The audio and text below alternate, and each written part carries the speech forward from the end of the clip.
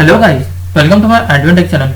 Today I am going to show you in this video how to force a game to use a graphic card or GPU on your Windows 11 computer or laptop. So before going to start the video, if you are not subscribed my channel, please subscribe. So let's start the video. Guys, if you want to force a game to use a graphic card, then I will show you how to do this. First of all, you have to click on start menu, then type here settings, then type here settings, click on settings. In left section you can see here system, click on system, come to the right side, you can see here display, click on the display, scroll down a little bit. Under related setting you will find graphics, just click on the graphics.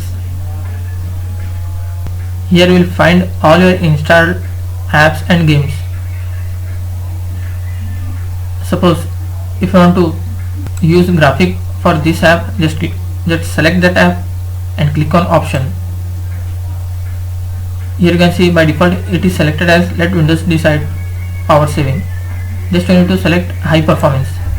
After that just click on the save and close this window. That's it guys. So in this way force a game to use a graphic card or GPU in your Windows 11 computer or laptop. Thanks for watching. Hope if you like this video, please like, share and don't forget to subscribe.